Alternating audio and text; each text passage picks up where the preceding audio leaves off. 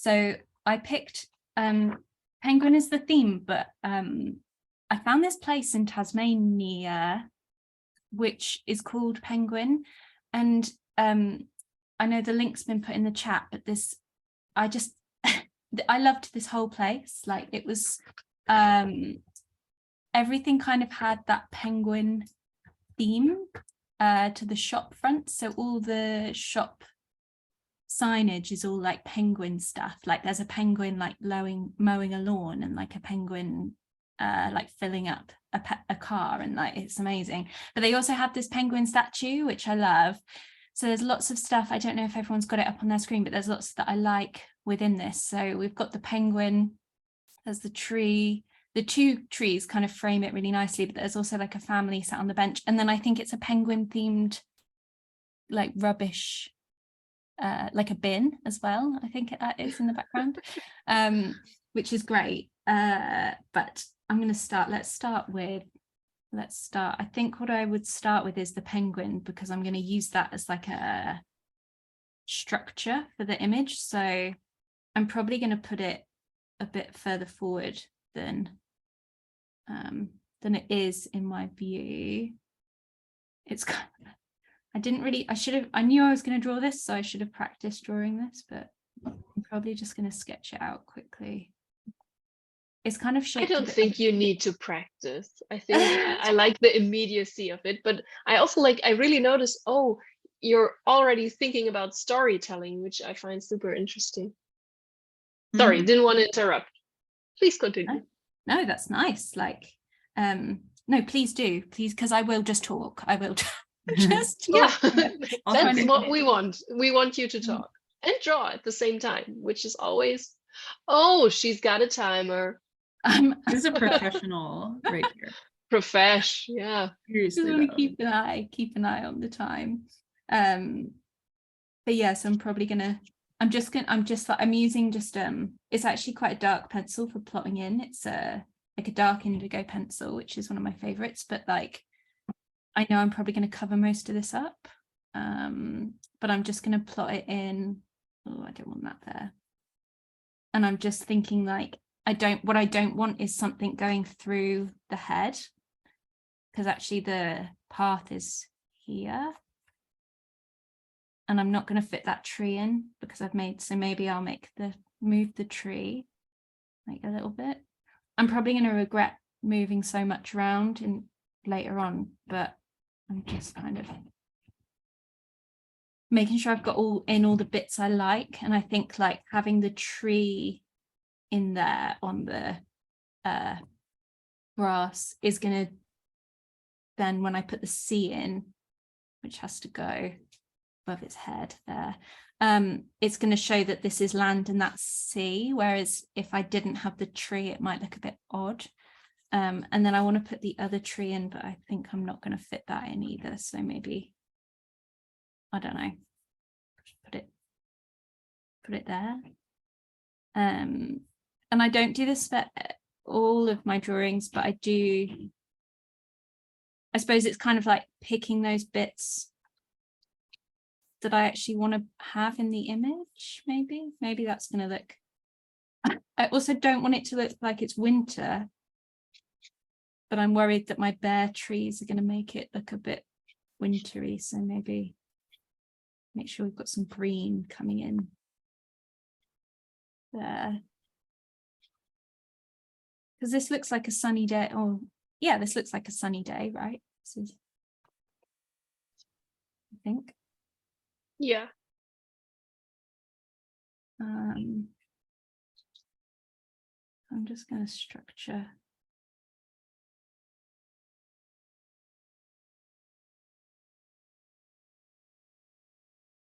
I think I might put like, I want the eye like looking out at us.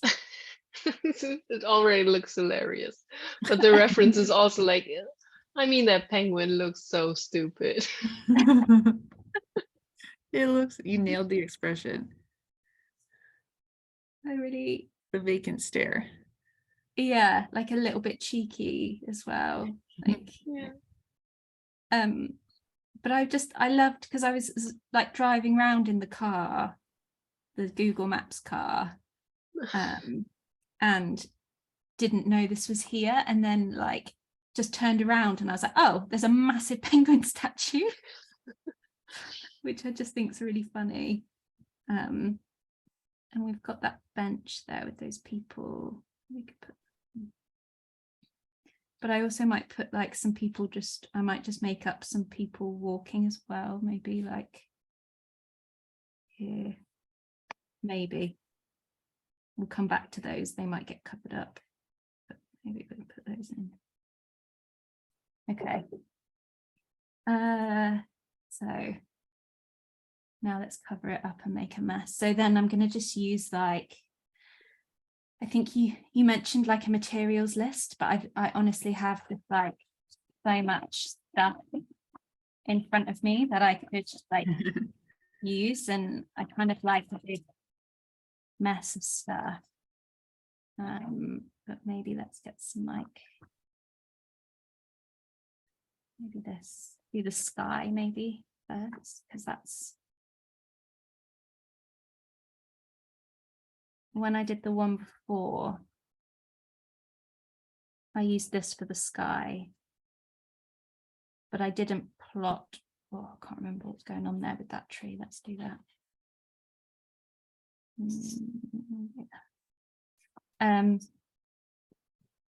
I didn't like plot out the clouds. I kind of left them, and I think I probably should have done that, but that's okay. That's fine. And then we have the first question in the chat. Kim is asking, what is that blue marker? Another comment says, it looks epic. I agree. So these are like, I think I've got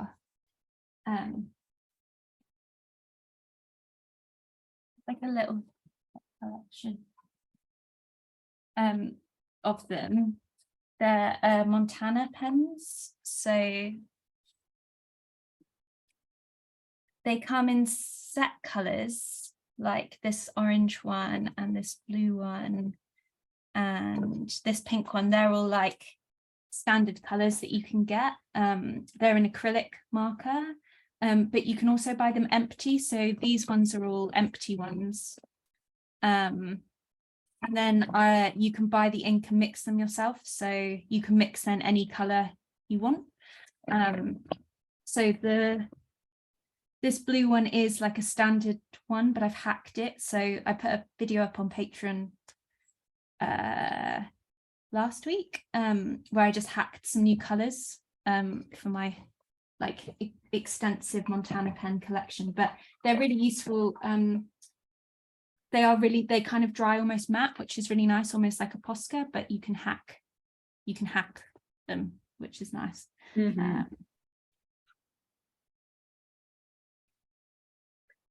I'm a big fan of acrylic markers as well.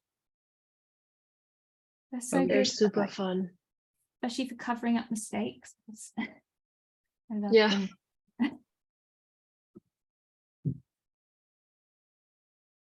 Yeah, I love how you're not being super concerned with like getting all the shapes perfectly.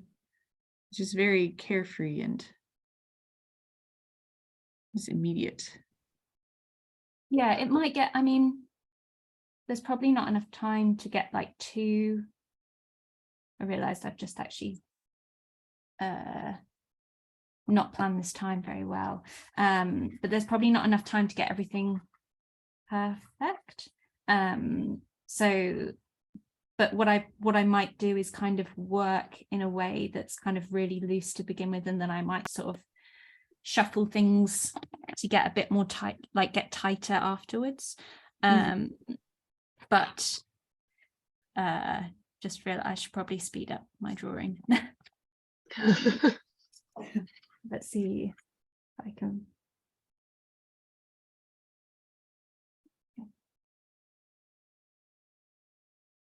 That looks like an ink brush pen. Yeah, so sorry, yeah, this is Omar Wins here this evening, and they recommended this pen to me. So it's one of the is it a Pentel one? Yeah. Yeah.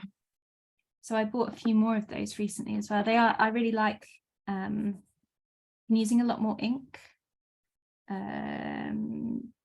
recently, which is really lovely. Kind of like a different texture in the work. And then this is just a Neo color over the top of this Posca. And I'm still thinking about maybe leaving the little people in, but I don't know yet. They might still get covered up. They might get culled out of the drawing, depending if we have time to finish them. But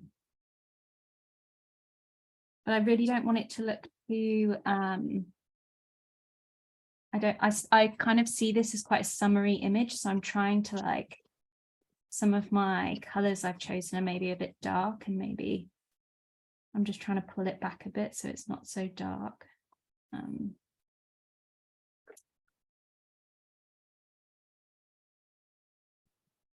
Yeah, that's probably. But the colors you choose, you choose them as you go. Like you do not go in with a master plan. Yeah. I've just before we started, I kind of dumped a load of stuff on my desk, and I did organize all my pencils recently, which has made it really useful to be able to find. Normally I'm scrambling around thinking like, I need this. But I do a lot of like online life drawing, like that's a big part of my practice. And that's kind of taught me that you don't have to find the exact color. Like often you don't have time to find the exact color you need. And that's okay. Like you can just, you know, if you don't have it, just grab something else. And that actually, it can actually like, especially when you're under a time limit, like 10 minutes left, you can, it's sometimes better just to kind of grab something, even if it's not perfect.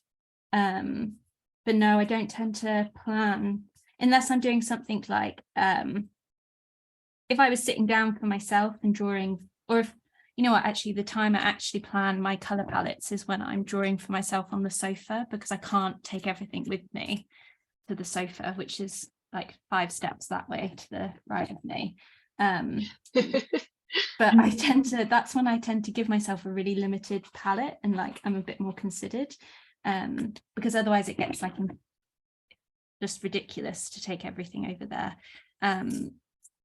So yeah, that's probably when I'm the most considered with my colors, or if I'm doing something, if I've got all day to sit down and draw, throughout the day it might sort of develop into more of a color palette.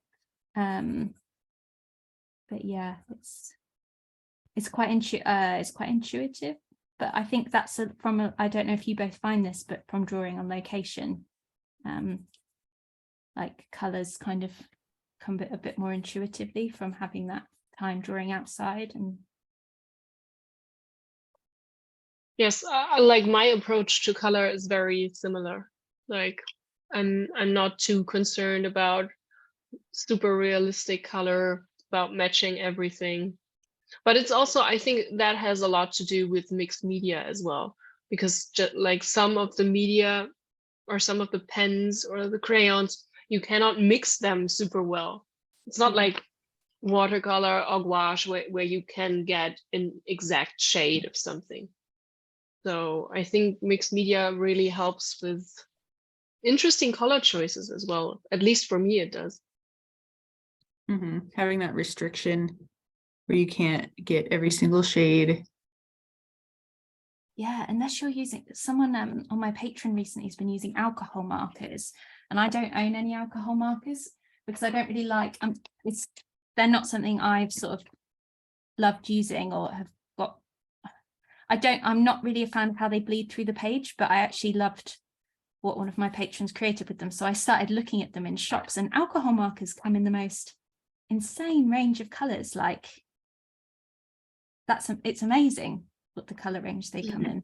Emma, I've been using some alcohol markers recently, and I really like the bleed through. I find it really interesting.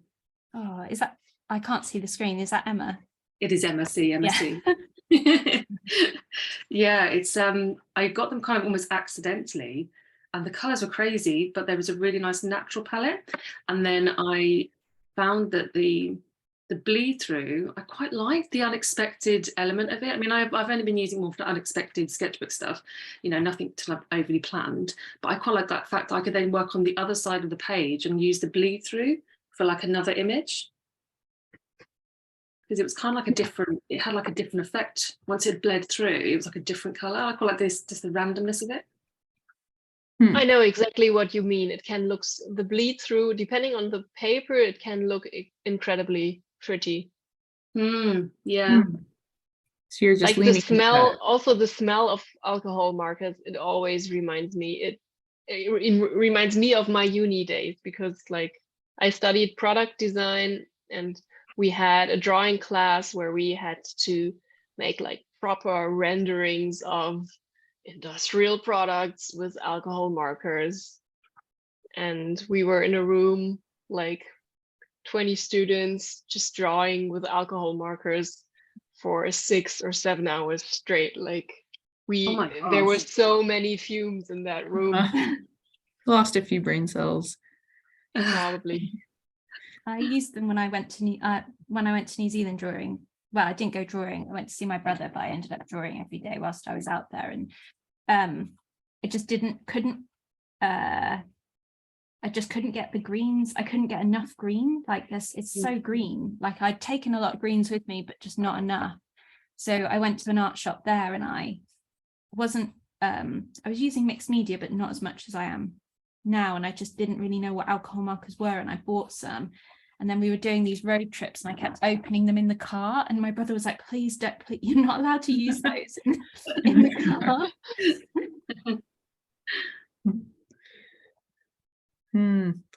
You're making me consider my New Zealand travel kit.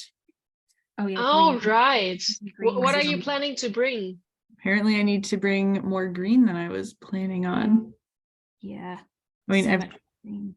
We were talking earlier about how green is such a tricky color to use to make it look good. So this will just be a big lesson in greenology. Yeah, 100%. You'll get a harsh green lesson. Well, this is really coming along, Emma. It does look very summery. I'm definitely speed drawing. Someone has asked Emma where you do online live drawing. Oh, so I go every Wednesday with Draw Brighton. They've got a Patreon. I'll try and remember to pop it in the chat, or if there's someone here who's also a Draw Brighton member, if they can pop it in the chat. But I'm going to sound like I'm sponsored when I go into this spiel, but I'm not. I just really love it. But you can join, even if you join the bottom tier, which is £3 a month, you can do. You can join on the last Wednesday of the month, and you get 3 live sessions, which is like models posing. But then you can also join all their portrait sessions during the month as well. So even on the bottom tier, it's really worth just joining and checking out. So yeah, I enjoy my Wednesdays doing live drawing. It's really nice to have that kind of like structure to the week, because otherwise there's currently no structure, which but yeah, would recommend, definitely worth checking out. Would recommend. Yeah, we have some links to your Patreon, and I put your link tree in as well. Oh, thank you. Cool. Draw Brighton. That sounds great.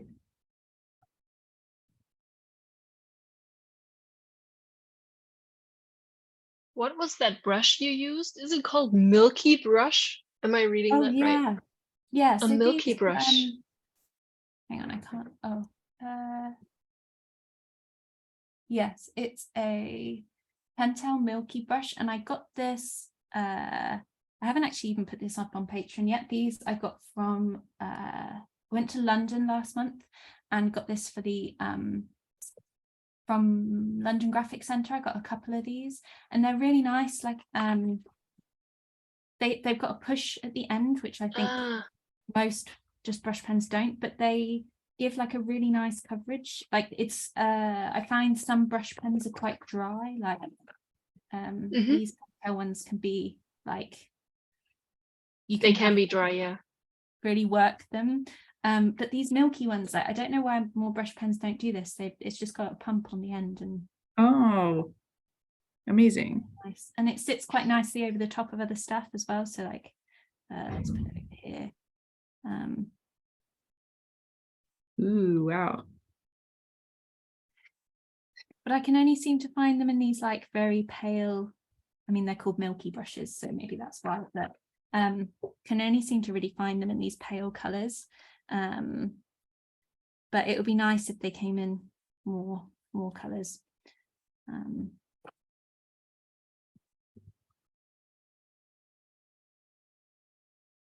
just trying to knock this background back a tiny bit because I want it to make sure it looks like that penguin is stood in front of the sea.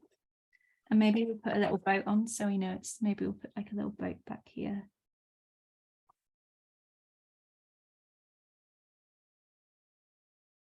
Also a nice way to pick up that orange again.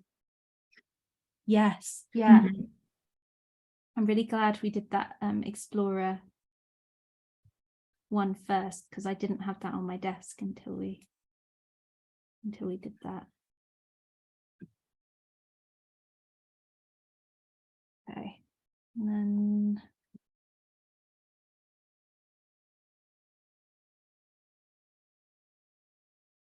Okay, there's some more crowd knowledge. I don't know how to call this. In the chat, Linda is writing something about the Milky pens. And she says, the Milky brush is the pastel version of the Pentel Dual metallic brush. So there may be more colors under slightly different names. I have seen the metallic. I don't usually use a lot of metallic. It'd be interesting to see how they are, whether they are very metallic. I don't use a lot of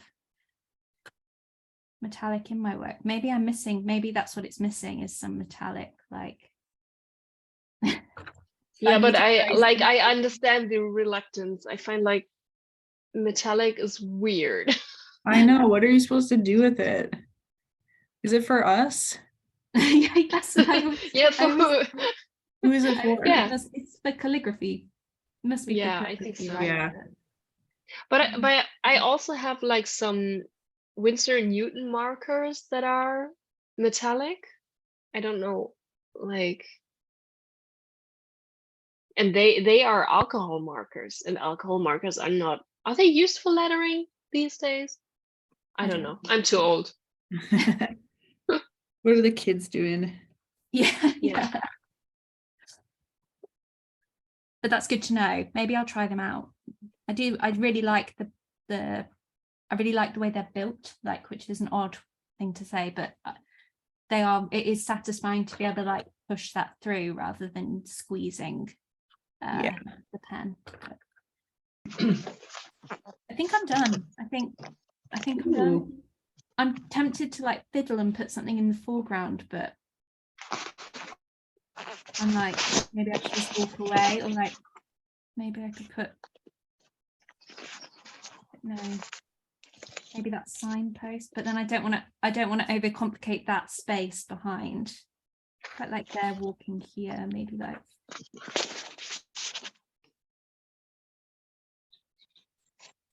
that bench back in.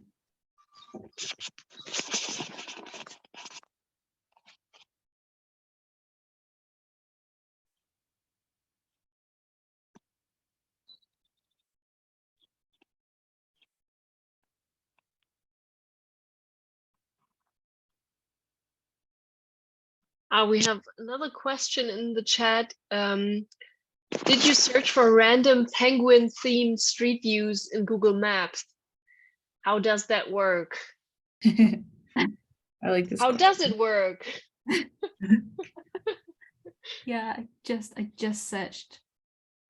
Actually, I found this. So you both got in contact. Was it just after Christmas? Yeah, it was a while ago. And I had COVID. I got COVID at Christmas, and I was like on the sofa, like on Google Maps, looking for somewhere to draw, thinking like, where do I really want to draw? And I actually found this in like a post-Christmas poorly haze, and I was like, oh no, that's too weird, like no one's gonna want to draw that. And then when I didn't send anything through, and then I was like, oh, actually I think I do really, I don't think it was a post-Christmas weird haze. I think I genuinely do want to draw this giant penguin statue. So but I think I did just search penguin on Google Maps. And it came back because it's Penguin, Tasmania. Yes. Yeah. I actually found our next view because one of my real life friends posted a picture of themselves with a giant penguin statue, and I was like, where is this? I need to know. And then I also was Googling like penguin shelter, penguin nature reserve. So our last view is of that kind of area. Yeah, I definitely searched for like penguin views on Google Maps as well. Like that was another. Yeah, someone else. My search history is so weird. I want to see all the statues that were drawn. Are we gonna do the man with the bicycle and the penguin? I learned that was actually a platypus. Oh no, then that's not possible. No. But we should recycle that one for another session. We'll save it. It was very weird. Yeah. Yeah, I mean, when we decide on these sessions, like the theme of the session is always a suggestion by the guest artist. So we've had all kinds of session themes. We had like country-based stuff, like we did a Japan session. We had a session that was all about rocks. Now we have a penguin session. So it can be pretty much anything. And then like we just start randomly searching for things, and we always find something interesting. Yeah, it always works out somehow. I love that the guest decides on the theme. I get so excited. Like, yeah. What are they gonna choose? Yeah. And everyone loves penguins. Like look at that thing. Yeah. They're so charming. Especially that one. Yeah. I did warn my patrons. I was like, it's penguin themed, but I haven't picked a real penguin. You'll have to come see what I've chosen. Yeah, I'm definitely done now. Any more and I'll be fiddling. So yeah, definitely finished. I'm not putting the car in. Like there's a car here, but I'm not drawing that car. Yeah, we don't need that car. It's a good idea to only draw what you want to draw. Like if you're forcing yourself to put something in because it's there and you should, or you feel like you should put it in, don't do it. Don't do it. I think don't do it. Only draw what you want to draw. Mm-hmm. You'll know you're drawing when you force yourself to do things you don't want to do. I always think it's interesting as well what people choose to leave out and what others do draw. Like, because there'll be someone who's done a beautiful drawing which has included that signpost behind, and I've just been like, nope, I'm not drawing that signpost. I do like the lamp in the background, but I've not, because I didn't plan it in the beginning. I think it would be weird to put it here. It would be weird to put it. It would change the whole image if I put it in now, I think. So yeah, no lamps. Yeah, it's not necessary. It's all about the penguin. Yeah, it's all definitely about the penguin. Okay. Thanks, Emma. Thank you so much, Emma. No, thank you.